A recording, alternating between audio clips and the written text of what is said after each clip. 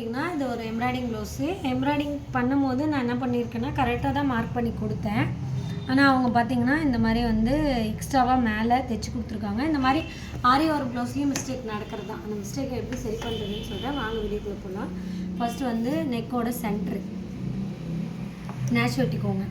ஏன் நான் ஒவ்வொரு வீடியோலையும் எல்லாத்துக்கும் நேஷ் வெட்ட சொல்கிறேன் அப்படின்னா, நேஷ் வெட்டி ஸ்டிச் பண்ணிங்கன்னா பிகினர்ஸ்க்கு வந்து அது கரெக்டாக பர்ஃபெக்டாக வரும். அதனால தான் நேஷ் வெட்டி சொல்கிறேன்.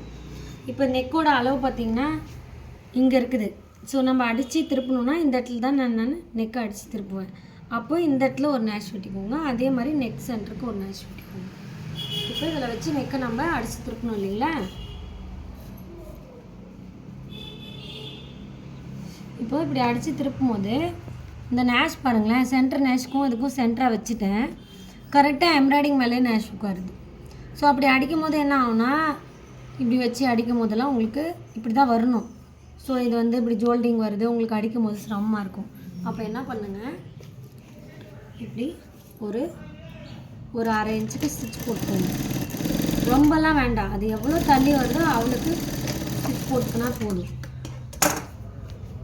அதே மாதிரி இதில் அதிகமாக வந்தாலும் நம்மளுக்கு மெயின் அளவு லைனிங் தானே, இதனால் வந்து நெக்கு குறுகிறதோ அந்த மாதிரி மிஸ்டேக்கெல்லாம் வராது. நீங்கள் ஒரு 1/4 இன்ச்சு அடிக்கிறதுனால டிஃப்ரென்ஸ் வராது, சரிங்களா.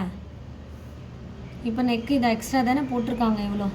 ஸோ இது எம்ப்ராய்டிங்னால நம்ம வெட்டு போட்டுடலாம். எம்ப்ராய்டிங் இல்லா ஆரி ஒர்க்காக இருந்தால் நம்மளால் வெட்டு போட முடியாது. நெக்கு எவ்வளோ இருக்கோ அவ்வளோதான் நம்ம அடித்தே ஆகணும், வேறு வழி இல்லை ஆப்ஷன். இப்போ இது அடிக்கிறதுக்கு ஈஸியான மெத்தட் சொல்கிறேன். இப்போ சென்டர் கரெக்டாக வச்சுட்டு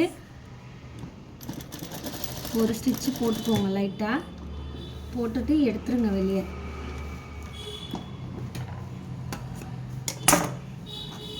அதே மாதிரி திருப்பி இந்த பக்கம் ஷோல்டருக்கு. அப்போ என்ன ஆகுனா, இந்த ஷோல்டரோட அளவு மாறாது. இப்போ நீங்கள் இப்படி நெக்கை அடிச்சுட்டு வரீங்க, இப்போ இங்கேருந்து நெக்கை அடிச்சுட்டு வரீங்க அப்படின்னா இப்படி வரும்போது இப்படி கோணையாக போயிடும். லாஸ்ட் முடிக்கும் போது இப்படி கோணையாக போயிடும். அது போகாமல் இருக்க தான் நான் சொல்கிறேன். திருப்பி இன்னொரு நெக் லைன் பார்த்திங்கன்னா திருப்பி இப்படியே வச்சு அடிச்சிருங்க. இது எம்ப்ராய்டிங்னால நான் இப்படியே வைக்கிறேன். அதே ஆரி ஒர்க்காக இருந்தால் நீங்கள் இப்படி ரிவர்ஸில் திருப்பியே அடிங்க. ஒத்த குதிரை மாற்றிக்கோங்க ஆரி ஒர்க்குக்கு. இப்போ என்ன ஆகுனா, நீங்கள் இந்த ரவுண்ட் அடிக்கும் போது உங்களுக்கு இந்த ஷோல்டரோட அளவு மாறவே மாறாது. நீங்கள் வந்து எந்த மிஸ்டேக்கும் வராது. இப்போ என்ன பண்ணுறீங்க, நெக் அடிச்சுக்கோங்க.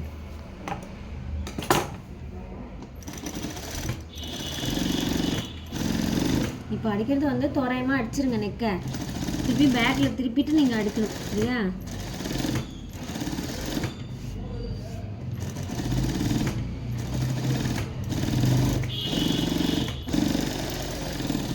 இப்போ பார்த்தீங்களா, உங்களுக்கு ஷோல்டரோட அளவு மாறல.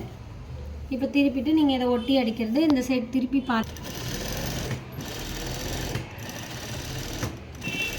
இதையும் ஒட்டி அடிச்சுக்கோங்க. அப்போ என்ன ஆகுனா, உங்களுக்கு கரெக்டாக ஒட்டி ஸ்ட்ரைட்டாக வந்து இதுக்கு மேலே கட் பண்ணிவிட்டு நெக் அடித்து திருப்பினீங்க அப்படின்னா உங்களுக்கு வந்து ஃபினிஷிங் வந்து கரெக்டாக வரும். ஸோ இந்த வீடியோ உங்களுக்கு பிடிச்சிருந்தா நம்ம பேஜை ஃபாலோ பண்ணிக்கோங்க.